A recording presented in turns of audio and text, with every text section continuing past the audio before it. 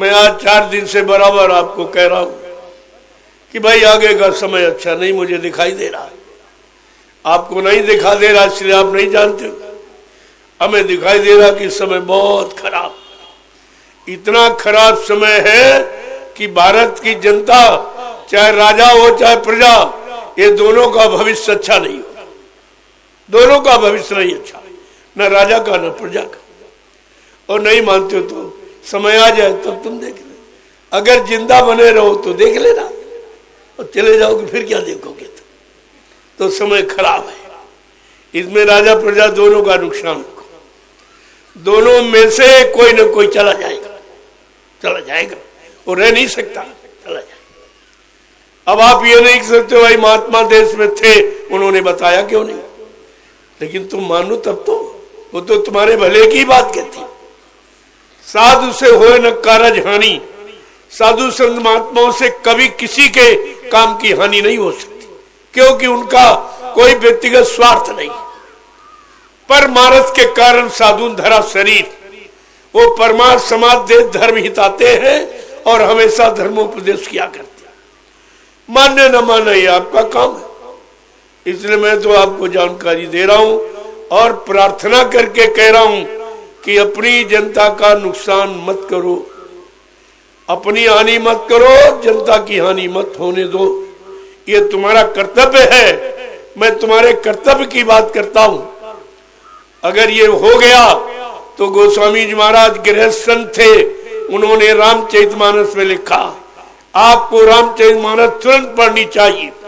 अगर श्री राम को मानते हो तो श्री रामचरितमानस को तुम्हें अवश्य पढ़ना चाहिए कि उसमें राजा के लिए क्या लिखा कि जा सुराज प्रिय प्रजा दुखारी और सो न पवस नरक अधिकारी। जिसके राज में प्रजा दुखी है वो राजा नरक में जाएगा। ये आपको सीधा पढ़ लेना चाहिए।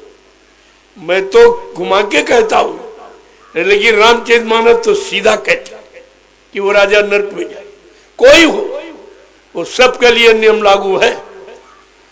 तो अगर आप श्री राम को मानते हो तो श्री राम ही रामचरितमानस है या रामचरितमानस ही श्री राम है, एक ही बात है।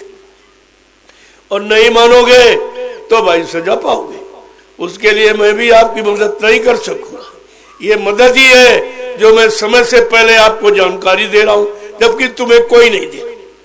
तुम्हारे सलाहकार, तुम्हारे इर्द गिर्द रहने वाले, वो भी आपको नहीं कह रहे, क्योंकि वो तुम्हारे गिराने के लिए ही तुम्हारी बड़ाई करते हैं। ऐसा नहीं है। ये वैद्य और गुरु ये कभी बुरी सलाह नहीं देते, ये अच्छी सलाह देंगे, तुम्हारे लाभ के देंगे। इनको कोई चाहे पैसे से खरीद ले तो ये पैसे से अपनी नीति को कभी नहीं बेचते, कभी भी। तो आपको तो ये सोचना चाहिए। तो मैंने प्रार्थना की और आज भी कर रहा हूं कि भाई ये चुनाव 24 का ये भारत की जनता और राजा के लिए अच्छा नहीं। ये हमारी प्रार्थना अगर मान लो तो अच्छी बात है, और न मानो तो तुम जानो, तुम्हारा काम जाने। ये नहीं कहोगे कि हमको किसी ने बताया नहीं। महात्मा भी देश में रहते थे, वो भी देश के नागरिक हैं, वो भी देश का अन्न खाते हैं। क्या उनका फर्ज नहीं है सही सच्चे रास्ते की जानकारी देना? तो इसलिए मैं आपसे प्रार्थना ही कर सकता हूं। मैं निंदा आलोचना बुराई नहीं, प्रार्थना करता हूं आपसे, ये चुनाव आपके लिए अच्छा नहीं हो। अगर ये हुआ तो भारत की जनता के चिथड़े उड़ जाएंगे, फिर तुम संभाल नहीं पाओगे। अभी भी आपके बस की बात नहीं है, और इसमें 70 अरब रुपया एक चुनाव में खर्च हो जाता। आपको क्या आमदनी है? चुनाव से कोई आमदनी तो है नहीं। अगर आमदनी का जरिया बनाओगे तो गरीबी और बढ़ जाएगी, महंगाई और बढ़ जाएगी, बेरोजगारी और बढ़ जाएगी, टैक्स और बढ़ जाएंगे। बगैर इसके आप शासन चला ही नहीं सकते, और ये चलाने की कोई अच्छी नीति नहीं किसी राजा के लिए। मैं तो सबकी बात कर रहा हूं, चाहे वो प्रांत का हो चाहे देश का हो। मैं तो सबके लिए प्रार्थना करता हूं, और हमारी प्रार्थना अगर आप नहीं मानते हो तो फिर अभी तुम जानो, तुम्हारा काम जानो। मैं सलाह दे सकता हूं, आपकी मदद कर सकता हूं, अगर लेना चाहो तो। मेरे पास तो करोड़ों लोग हैं, इतने तुम्हारे पास है नहीं। तुम चंदा नोट वोट, अरे भाई क्यों मांगते हो? हम ऐसे तुमको समर्थन दिला दे, लेकिन काम तो तुम्हारा होना चाहिए। अगर काम नहीं तो भाई नाम नहीं होगा। बगैर काम के नाम किसी का हुआ ही नहीं। जो इतिहास बना है वो काम करने वालों का, त्याग करने वालों का, अपना सर्वस्व न्यौछावर कर दिया अपनी प्रजा की खुशहाली के लिए। उनका आज नाम है, उनका इतिहास है, उन्हीं के लोग पूजा करती है। इतिहास उठा के देख लीजिए आप। लेकिन परेशान करने वाला, तकलीफ देने वाला जनता को, उसका तो नाम मैंने कहीं पढ़ा लिखा नहीं है, कहीं नहीं सुना। उनका तो इतिहास विनाश का। हिरण्यकशिप ने नेक अच्छी सच्ची भला सलाह नहीं मानी अपने बेटे भक्त प्रहलाद की, तो विनाश हो गया। ये प्रमाण इतिहास है, मैं नहीं कह रहा हूं, मैं तो इतिहास आपके सामने रख रहा हूं। चलो भाई इतिहास का प्रमाण मान लो। और त्रेता का इतिहास भी आपके यहाँ, उसके जैसा कोई विद्वान नहीं है। न तुम उतने धनवान हो, बलवान, बुद्धिमान, जिसकी नगरी ही सोने की थी। इतना बड़ा धनवान तो कोई है ही नहीं।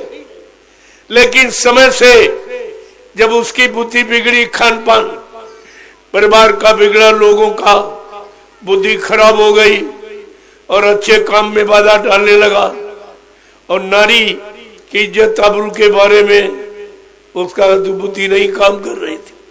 बहुत समझाया बुझाया सब नहीं, लेकिन नहीं माना। अपनी हट, अपनी जिद के आगे सबको नहीं माना।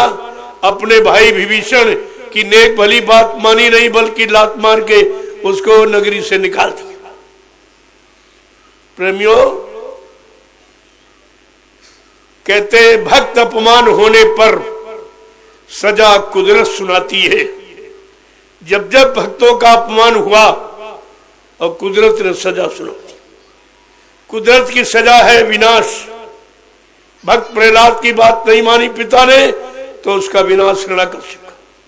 भक्त विभीषण की बात नहीं मानी भाई ने, तो उसका विनाश हो गया। इतिहास है। और कृष्ण ने बहुत समझाया अपने मामा कंस को और यदुवंशियों को।